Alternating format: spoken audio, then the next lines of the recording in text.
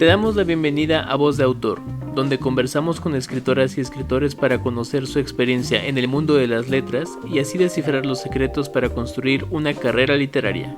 Somos Diana Crosby y Luis Enrique Vilches, el equipo detrás de Escritores Emergentes.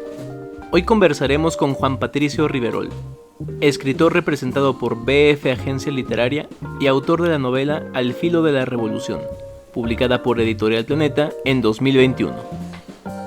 Juan Patricio Riverol nació en la Ciudad de México en 1979. Después de estudiar comunicación en la Universidad Iberoamericana, hizo una especialización en dirección de cine en el American Film Institute. En 2007, produjo, escribió y dirigió Ópera, largometraje ganador del premio Najib Nafuz. En 2013, Panorama, su segunda película, participó en diversos festivales y Punto de Fuga, su primera novela, se publicó en 2014 en Nueva York.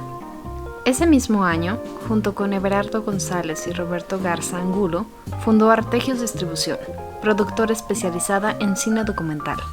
En 2015, la editorial Tusquets publicó Fuegos Artificiales, su segunda novela. Juan Patricio Riverol ha sido docente y ha colaborado en las revistas Casa del Tiempo, Lubina y Marvin, y en los sitios de internet Pijama Surf, Replicante y el blog de cine de Letras Libres. Le damos la más cordial bienvenida a esta emisión de Voz de Autor.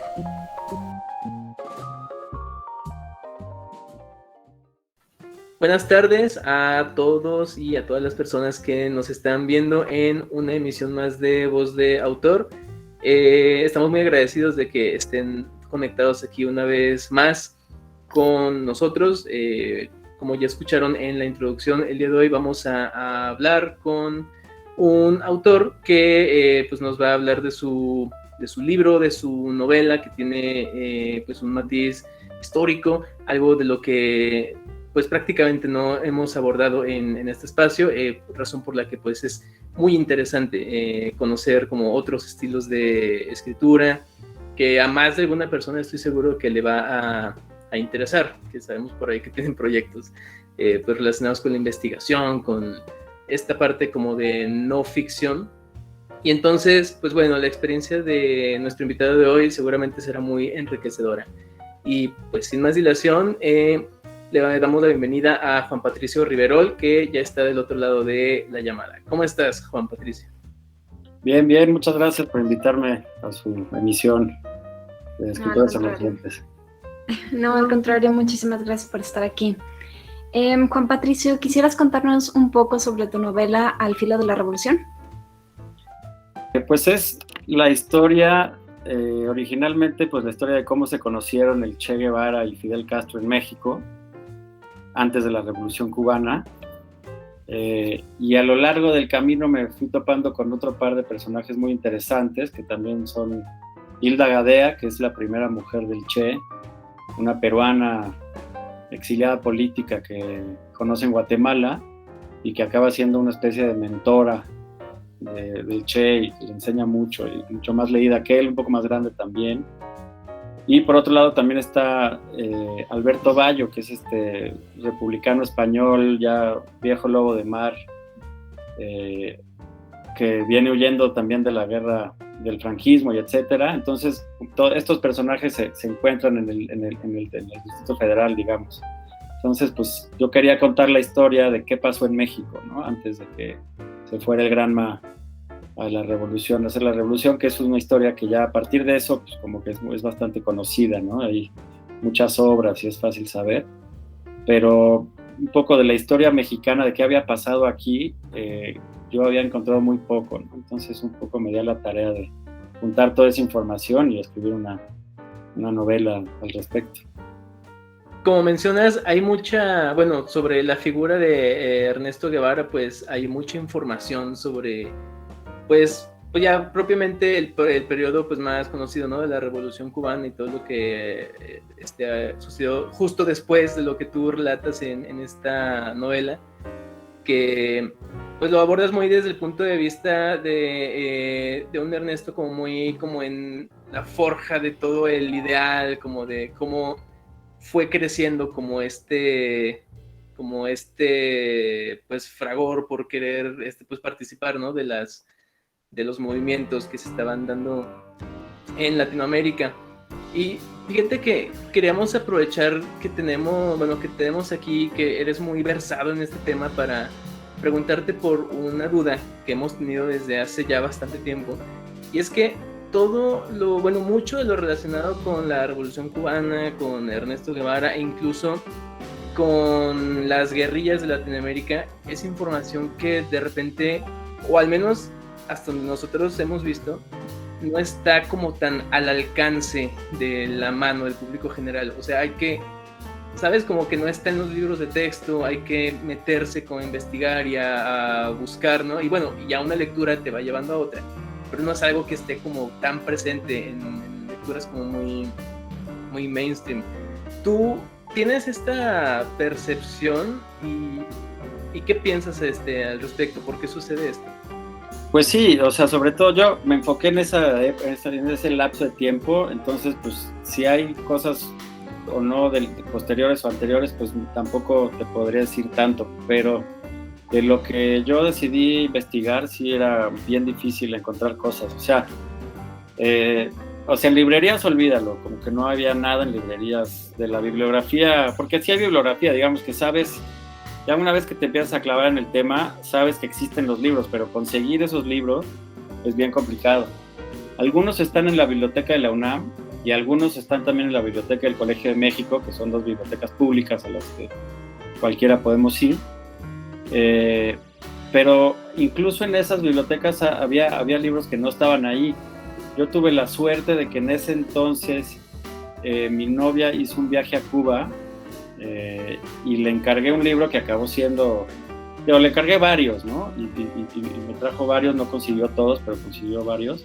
Y fue uno muy, muy, muy especial que me trajo, que se llama La Palabra Empeñada, que es un libro pues, de historiador, son 2 tomos de este vuelo, los dos, de solo ese momento, digamos. Se llama La Palabra Empeñada porque Fidel Castro aseguró que en 1956 iban a llegar a la isla a hacer la revolución, y dio su palabra, digamos que empeñó su palabra, ¿no? Cuando se fue de tour a Estados Unidos a conseguir dinero entre los cubanos exiliados, desde Nueva York hasta Miami, él dijo que él empeñaba su palabra de que en el 56 iban a llegar, y él estaba iba todo muy bien, hasta que los meten a la cárcel y se les atrasa todo y se les cae todo el tinglado, ya no se quedan sin dinero, etcétera, que estuvieron a punto de no llegar en 1956, pero él por necio, por decir, empeñé la palabra y a fuerzas llegaron a fines de ese año a las costas de Cuba, ¿no? Entonces, por eso se llama así. Entonces, ese libro fue esencial, o sea, porque había muchas lagunas entre las biografías, muy buenas biografías, la de Paco Ignacio Taibo, la de John Lee Anderson, había otra biografía de Fidel Castro, también de Ted Sulk, y digamos hay varios libros, ¿no? Pero entre todos esos libros había muchas como lagunas, cosas como que digamos que como no pasaba tanto en el Inter, pero pues para llenar la novela digamos que tienes que saber bien qué estaba pasando, y este libro fue esencial. Y mi novia lo encontró en una banqueta en La Habana, ahí perdido, como libro de viejo, etcétera. Entonces, o sea, sí fue, o sea, sin eso no sé qué hubiera hecho, porque con todos los libros que iba yo a investigar a la biblioteca y así, no hubiera llegado. Entonces sí hay una como falta de fuentes. Yo creo que si estás en Cuba, pues ahí están los libros, ¿no? Pero si estás fuera de Cuba, yo creo que sí es complicado. En mi caso sí fue complicado. Juan Patricio, y ante esta falta de fuentes de información, pues la verdad es que nos impresiona el trabajo que finalmente materializaste en Al Filo de la Revolución, porque pues como te decía, se nota como el trabajo pues de investigación que vamos, es como muy documentado. Incluso tú has mencionado que, dejando un poquito de lado pues la parte pues ficciosa, novelesca, donde pues se rellenas a lo mejor como los huecos, ¿no? De vida cotidiana, cosas por el estilo. Pues he mencionado que los datos que están ahí pues son datos duros, o sea, finalmente sí es un libro pues de no ficción histórica. Entonces queríamos preguntarte, en este proceso de investigación, ¿cómo te aproximaste al tema para escribir este libro? Es decir, ya con la información que tenías, ¿cómo fue escribir esta novela en concreto? No sé si se puede decir que es una novela de no ficción, o sea, es una cosa rara, porque sí tiene muy poquitos grados de ficción, sí es una especie de historia novelada, pero yo creo que un historiador pues estaría totalmente en desacuerdo que una cosa como esta, que usa como las herramientas de la novela, etcétera. Por ejemplo, yo recreo la noche en que se conocieron Fidel y el Che, pues se sabe que platicaron toda la noche y al final de esa noche el Che ya se había sumado a la revolución. Todo ese capítulo es un diálogo entre ellos dos, ¿no? Por ejemplo, eso pues, es completamente inventado. ¿De qué hablaron? Nadie sabe. Yo me puse a averiguar, pues obviamente no había nadie más ahí. Digo, hasta donde yo sé, estaban ellos dos platicando muy en privado. Entonces, pues eso me lo inventé. O sea, sí creo que pudieron haber platicado de lo que hablaron, porque me puse a investigar sus vidas recientes, etcétera, etcétera, etcétera. Y yo creo que para el lector queda un poco claro, y me imagino que sí pudieron haber hablado de eso. Pero de ahí a que sea una cosa de no ficción, o sea, simplemente hacer ese ejercicio, pues es un ejercicio de ficción, ¿no? Dentro de un esquema de historia pura y dura, que pues mi intención sí era contar lo más apegado posible a los hechos, la historia de lo que sucedió. Porque yo lo que quería saber era qué pasó, entonces, en ese momento en México. Entonces, es lo que quiero que se lleve el lector, ¿no? O sea, que tenga una cierta seguridad, muy entre comillas, pero de lo que esas cosas pasaron en México, ¿no? Entonces, sí es una cosa medio híbrida, ¿no? El escoger casi no usar ficción, ¿no? Y pues la manera en que me lo puse a escribir, o sea, yo no avanzaba sin libros a mi alrededor, ¿no? O sea, primero para contar cualquier cosa, pues tenía los 3, 4, 5 libros que hablan de ese momento, y pues leía a ver qué dice acá, qué dice acá, qué dice acá, qué dice acá, y pues sacaba un párrafo, 2, 3, una página, 2 páginas, dependiendo el episodio, de lo que me iba dando el material, ¿no? Y a veces se complementaban, muy pocas veces estaban como se contradecían, entonces tienes que encontrar otra fuente para ver cuál de esos dos tiene razón. Entonces iba avanzando muy lentamente, o sea, ¿no? No fue leer y escribir, sino todo el tiempo que me sentaba rodeado de libros, a cada paso de la trama, ¿no? Entonces yo creo que por eso, digo, fue con toda intención. Queda una obra que hasta ustedes le pueden hasta llamar de no ficción, que me da gusto que le digan así, pero porque esa era un poco la idea, ¿no? Igual si hubiera hecho lo otro, digamos, leer y yo escribir después, ya sin consultar, hubiera quedado una obra mucho más ficticia, digamos, ¿no? Mucho más libre, ¿no? En términos de ficción, que era lo que yo no quería en este caso, ¿no? Entonces, pues ese fue el método que yo usé.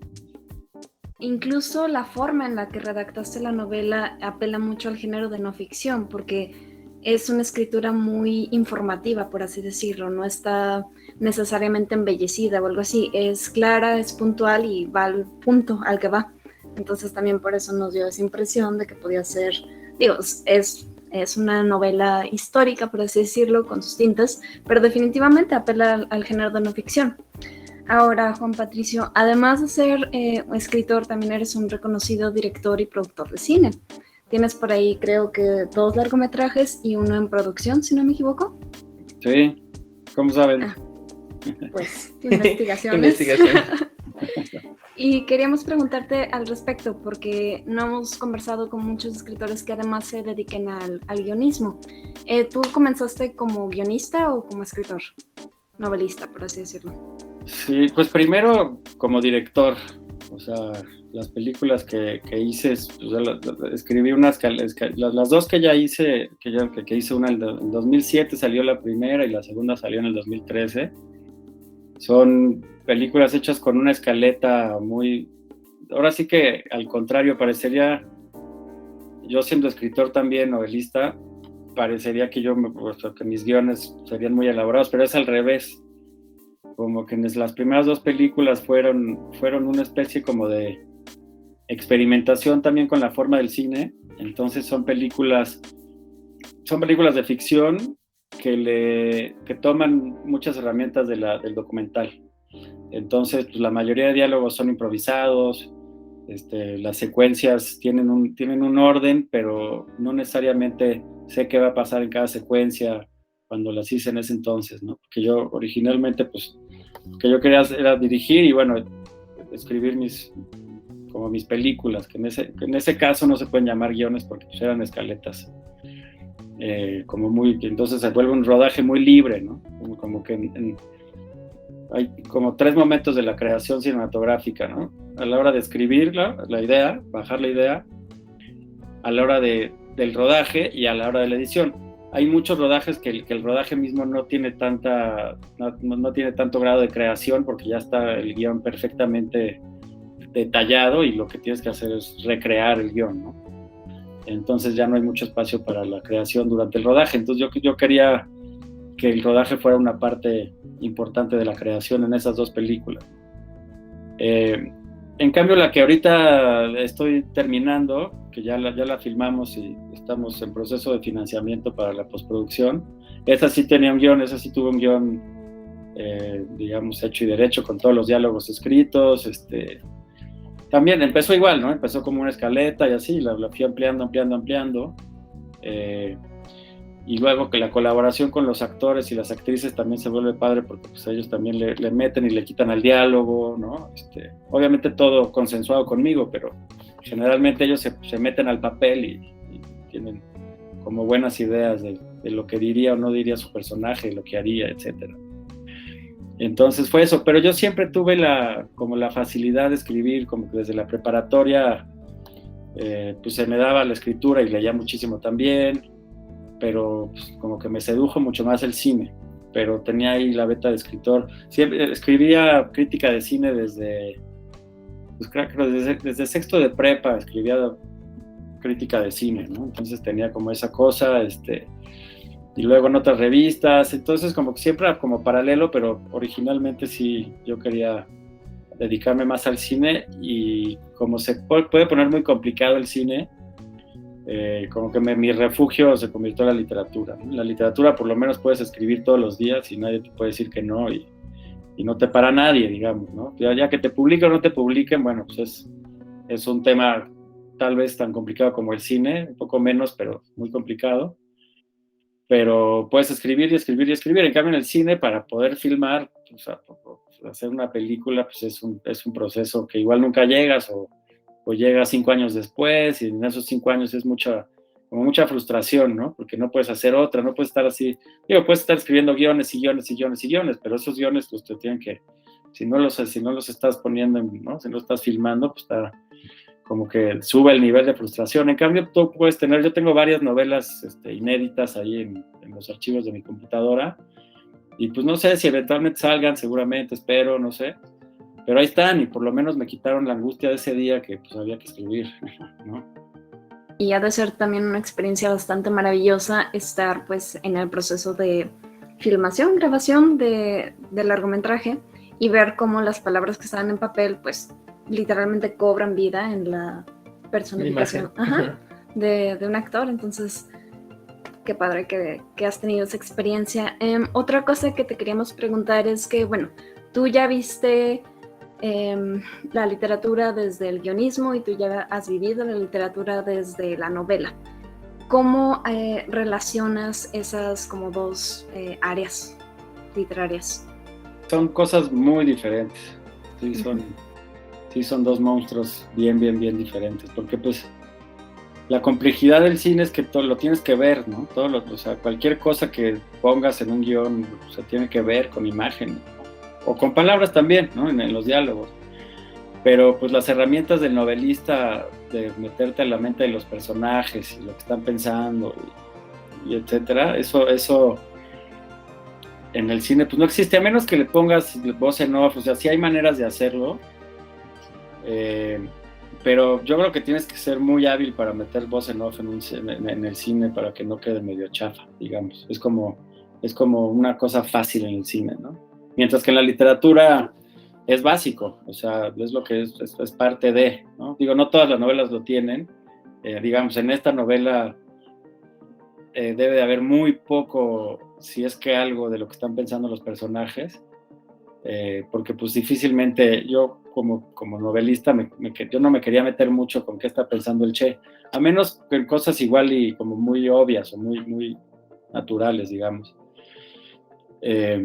Pero pues en las otras novelas que he escrito que no son personajes históricos, pues sí es como elemental, digamos, la conciencia de los personajes y lo que están pensando, ¿no? Entonces no sé si son casi dos partes del cerebro diferentes, sí cambia mucho, ¿no? O sea, por ejemplo, yo nunca he visto una buena adaptación de una novela de García Márquez, ¿no? Por ejemplo.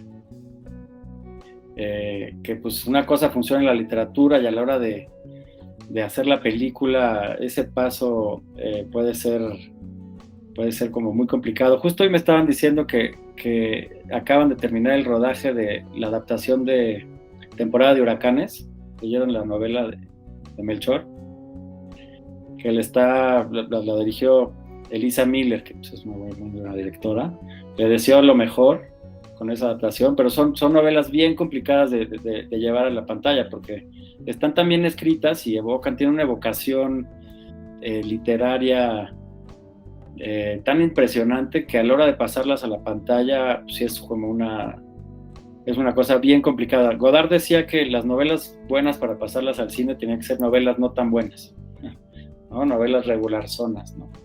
Porque las grandes novelas, pues te estás enfrentando con cosas impresionantes, ¿no? Digo, pero ahí está también el caso de Orson Welles, que quiso hacer el Quijote, y por ahí hay como cosas del Quijote que sí acabó haciendo, y Terry Gilliam. Entonces, bueno, pero sí son dos cosas bien diferentes. Ahorita ya estoy pensando en escribir una novela pensada para ser filmada. Pero es una cosa como muy consciente. Igual obviamente yo creo que va a tener más cosas unas cosas que no vas a poder traducir a la pantalla, pero en general ya se me está ocurriendo como una historia para que funcione como novela y eventualmente para cine, pero nunca lo había hecho antes, digamos. Tengo como 7 novelas escritas, entre las publicadas y no publicadas, y nunca, o sea, nunca se me había ocurrido nada que también funcionara para el cine, ¿no? O sea, para mí las novelas que he escrito pues, son novelas. Esta, por ejemplo, El filo de la revolución sí está fácil de adaptar, porque pues es la historia. O sea, esta sí tiene una complejidad baja para adaptarla al cine o a una serie, por ejemplo, ¿no? Pero las otras sí no sé. No es que no, simplemente hay un proceso de adaptación. Hay una como sí unas por otras, digamos, ¿no? Pierdes cosas y ganas otras cosas en el cine, porque en el cine tienes pues, todas estas cosas, o sea, tienes la música, los sonidos, unas cosas que en una novela no tienes, ¿no? Tienes esas herramientas que para, digamos, llevar al espectador donde lo quieres llevar, esas no lo tienes en la literatura. Entonces sí son 2 maneras de pensar muy diferentes.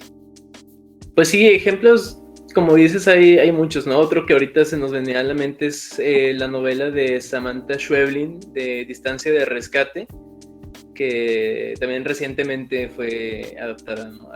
a cine. No sé si tuviste oportunidad de leer la novela y de ver la película.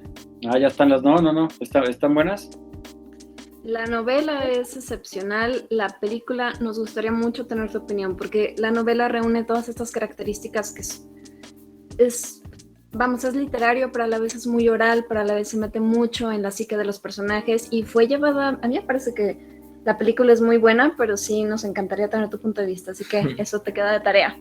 Muy bien, sí, perfecto, me la llevo de tarea con mucho gusto. Gracias.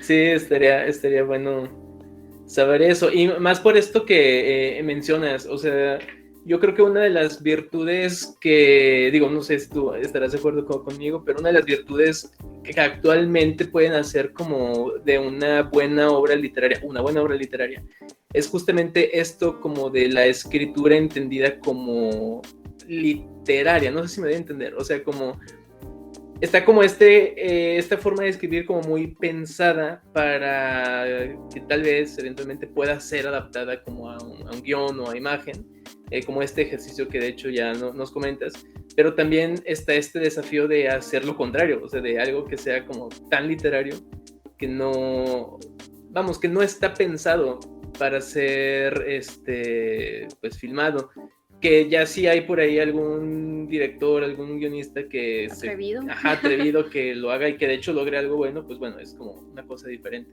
Sí, totalmente. Yo creo que, o sea, la mejor literatura es las obras que no se pueden expresar en ningún otro medio, ¿no? O sea, el Ulises de James Joyce, o sea, no sé, La broma infinita, de David Foster Wallace, son cosas que solo existen en el formato de la novela, no pueden existir fuera de ella, ¿no? Y lo mismo pasa con el cine. Para mí las mejores obras cinematográficas son las que no puedes pasar a otro género. O sea, si puedes hacer un buen cuento a partir de una película, ¿para qué haces la película? Es una flojera hacer una película, es terrible, es carísimo y es un calvario. Entonces, ¿para qué haces la película? Las buenas películas son las películas puramente cinematográficas que se sostienen, que son intraducibles a otro formato, ¿no? Entonces, esa es la gran literatura, ¿no? Y hasta ahorita que me dijeron que estaban adaptando la de Melchor, pues yo hubiera jurado que Temporada de Huracanes era infilmable. Vamos a ver cómo le queda a Elisa, ¿no? Pero sí son cosas que están también escritas y tan puramente literarias que pues pasarlas a otro medio puede ser como una osadía súper grande. Vamos a ver qué pasa. Por ejemplo, en las novelas de García Márquez, yo creo que el cine que más se le parece al de García, a lo que pudiera hacer García Márquez en cine, es el cine de Kusturica, ¿no? Emir Kusturica, yugoslavo, creo que es serbio, ¿no? Que sus películas son de realismo mágico total, ¿no? La de Underground, que de repente, o sea, que durante años la gente vive abajo, ¿no? En un sótano pensando que sigue la guerra y no hay guerra y así. O Gato Negro, Gato Blanco, por ejemplo, que un viejito resucita después de días.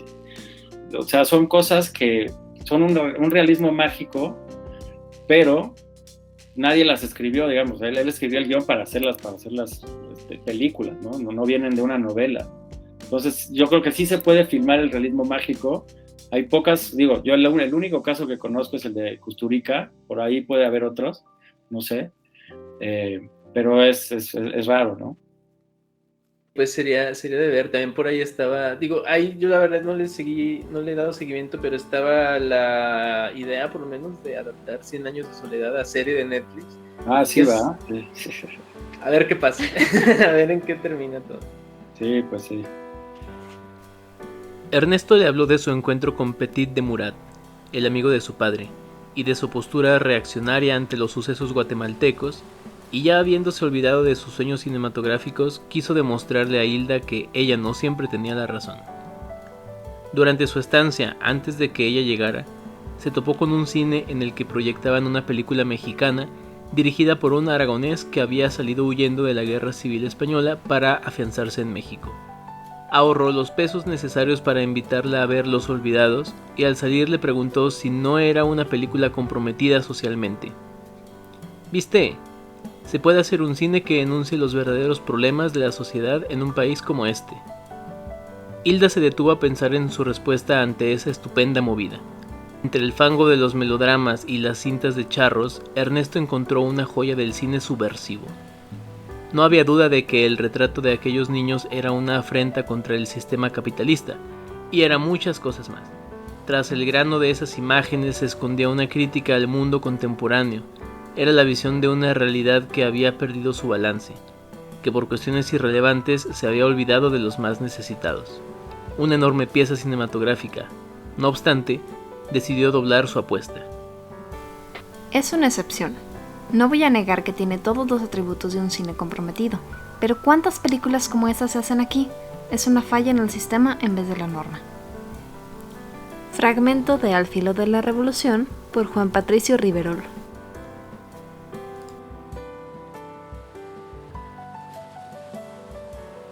Nos mencionabas también de la parte de la... Vamos, o sea, no es lo mismo decir ser editor que ser colaborador, pero tú has ejercido igual la crítica de cine, ¿no? Como mencionabas, desde hace muchos años.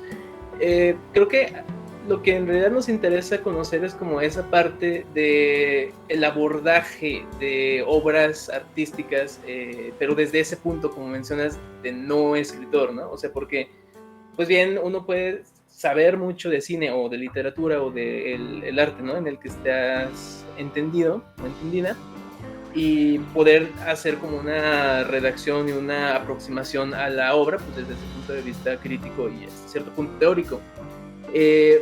Pero una vez que también tu trayectoria está atravesada por pues ya la parte creativa, que probablemente te da como otro entendimiento de cómo se produce una obra, de la búsqueda, ¿no? Como artística en el proceso.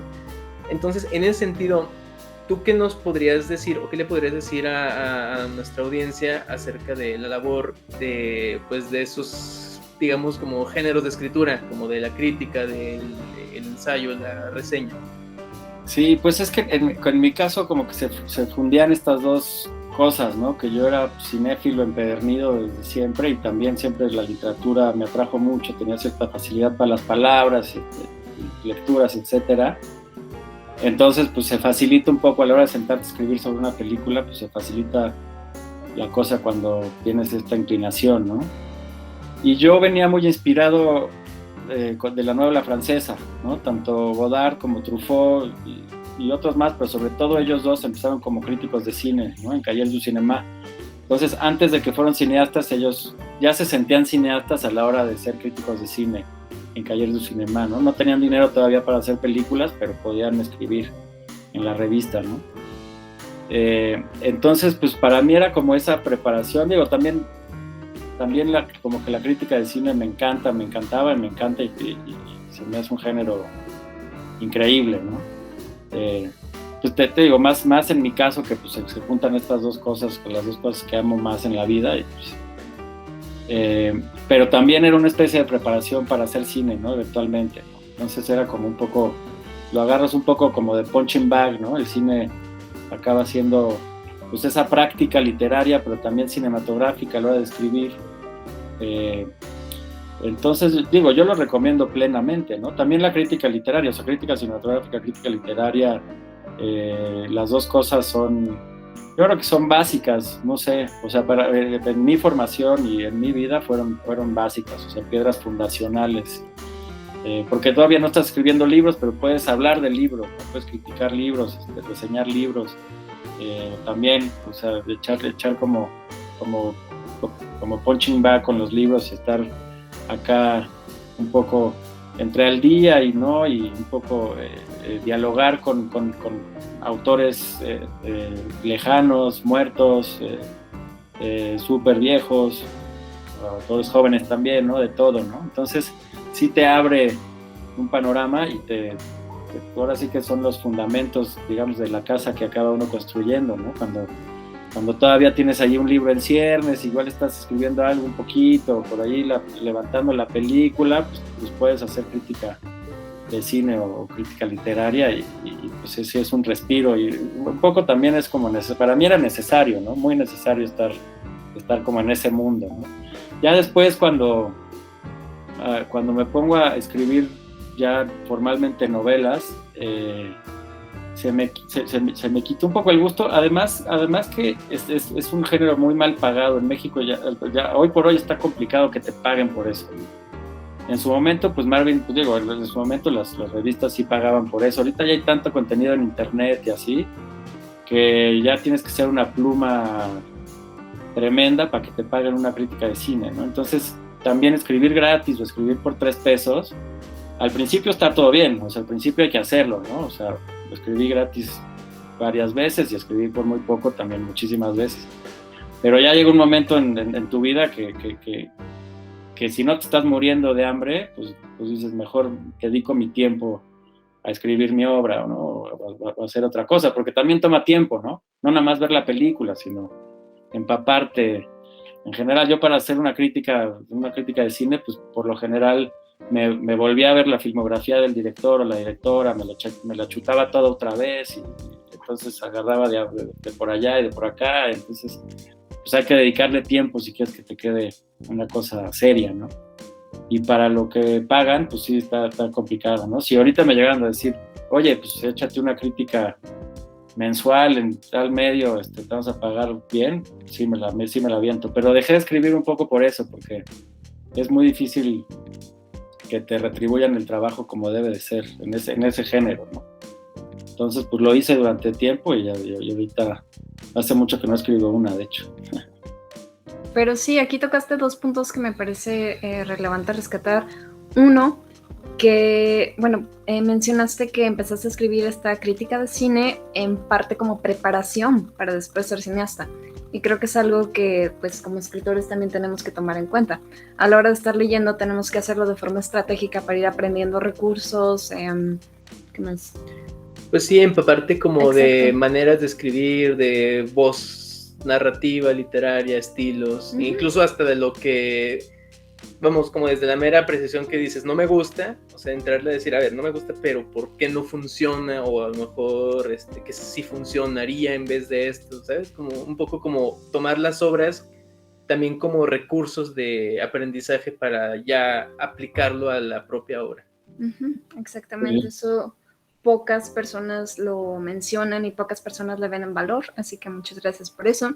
Y la segunda es esta parte de que pues sí, el panorama en general literario en México está un poco difícil y pues sí, efectivamente hay que lidiar con eso y también hay que ver formas y estrategias para cambiarlo. Juan Patricio, ya no te quitamos tanto tiempo. ¿Te gustaría añadir algo más antes de finalizar la entrevista? Bueno, nada más para añadir sí, claro, adelante. Están diciendo ustedes. Sí, o sea, a la hora de tú ponerte a escribir sobre otra obra, ¿no? Sobre cine o sobre literatura, te obligas a pensar más en esa obra, ¿no? Que sí, eso también sirve muchísimo a la hora de, pues, cuando estás haciendo crítica de cine o estás reseñando libros, porque una cosa es nada más leer el libro y ya, pues, lo lees y lo piensas un poco y luego sigues al siguiente libro y sigues al siguiente libro. En cambio, si te obligas entonces, si hay una cosa que te obliga a pensar en eso porque tienes que entregar el texto, pues encuentras cosas que no hubieras encontrado de otra forma, dentro de tu propia cabeza, ¿no? O sea, te vas por lugares que nunca hubieras llegado si no te obligas a escribir un texto al respecto, ¿no? Entonces, aunque esté muy mal pagado o no se pague, cuando estás empezando yo creo que hay que hacerlo. O sea, si te dan el espacio, digo, hasta si no te lo dan, igual como ejercicio está bueno, pero si te dan un espacio interesante, hay que explotarlo, ¿no? Hasta solito se va dando hasta llega un momento que sabes que ya lo tienes que dejar de hacer, o no, ¿no? En una de esas lo haces toda la vida. Hay también, esa es otra cosa, como los editores. Hay críticos de cine que a eso se dedican y son buenísimos, ¿no? Jorge Ayala Blanco o Leonardo García Tsao, por ejemplo, que los dos me dieron clase en algún momento, tomé clase con ellos, son unos maestros de la crítica cinematográfica y a eso es a lo que se dedican, o sea, no hacen otra cosa, no son cineastas frustrados, digamos, son realmente críticos de cine. Entonces, ese también es un género y una profesión, un oficio también necesario. Lo que pasa es que ya es una lástima ahorita porque la crítica cinematográfica ya no afecta en nada a las películas, ¿no? O sea, películas que son tremendamente malas les va muy bien y películas que son muy buenas les va muy mal en la taquilla. Había un momento, antes de los 80s, digamos, el cine hasta los 70s, en donde la crítica del cine sí influía en la taquilla, influía en la programación de cine, ¿no?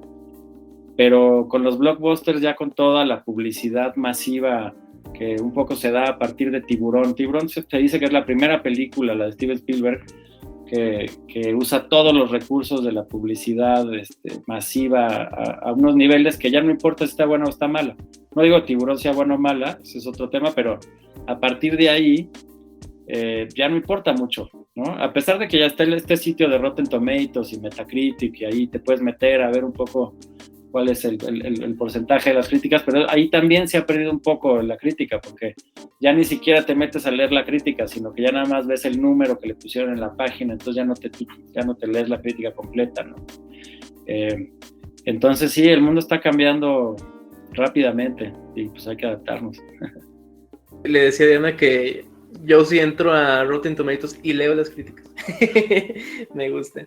Sí, pero pues bien, sí. hay muy buenas críticas. También hay, digo, en Estados Unidos hay muchos críticos muy buenos de cine, también de críticos de toda la vida, ¿no? Y revistas especializadas de primer orden. Sigue existiendo, digamos, ese mundo, pero ya es un nicho, ¿no? Chiquito. Claro, pues sí, y como dices tú, pues vivimos en tiempos en donde quizás de repente, y digo quizás, porque no tengo una certeza de ello, pero de repente parece que afecta más que la crítica como reacciones, ¿no? De la audiencia, de la como masa, digámoslo así, diferentes redes sociales. Sí, ¿no? Y también nos acostumbramos a otro tipo de narrativa. A partir de los blockbusters tienen una narrativa muy específica que películas más diversas, más artísticas, por así decirlo, se salen de esa narrativa. Y cuando vemos eso muchas veces como audiencia es como, esto no está bien. Pero sí, que por cierto, yo era una niña muy rara y mi película favorita de niña era Tiburón, no sé por qué, pero bueno, ahorita me acordé. Pero sí. Sí, no, pues bueno. Que llegó hasta todos los hogares. Totalmente. Pero bueno. Bueno, Juan Patricio, pues muchísimas gracias nuevamente por haber estado aquí en este espacio con nosotros. Nos llevamos pues tu punto de vista en cuanto a pues, diferentes temas, atravesando tu novela Al filo de la revolución. Y por estos otros, ¿no? Ámbitos en donde sabíamos que pues nos podías pues brindar información muy valiosa. Sí, no, hombre, muchísimas gracias a ustedes. ¿Cómo se llamaba la tarea que me dejaron? Distancia de rescate de Samantha Schweblin. Samantha Schweblin. Novela y película, por favor. ¿Las dos se llaman igual? Sí, creo que sí, ¿no? Sí. ¿Distancia de qué? De rescate. Del rescate, perfecto. Muy bien. Muy bien, sí, gracias. Esperemos que lo disfrutes. Sí. Y pues nada, muchísimas gracias también a las personas que hayan visto este episodio de Voz de Autor. Les recordamos pues ayudarnos con su manita arriba en el video, que lo compartan, ya sea el video o el podcast de Spotify, donde sea que lo estén viendo. Muchas gracias a la agencia BF Agencia Literaria, que pues gracias a su trabajo estamos también realizando esta entrevista y pues nos vemos en una próxima emisión. Esto fue Voz de Autor, una producción de escritores emergentes. Si te ha gustado esta entrevista, recuerda compartirla con el mundo para que más personas puedan aprovechar los conocimientos que hemos descubierto en este espacio. Mantente al tanto de nuestras redes sociales para enterarte de nuestra próxima conversación y de otros contenidos acerca de escritura creativa. Búscanos en Facebook, Instagram, YouTube, Twitter y únete a nuestro canal de Telegram. Somos escritores emergentes. Ayudamos a nuevas voces literarias a desarrollar su carrera artística a través de recursos de formación, expresión y desarrollo profesional. ¡Hasta la próxima!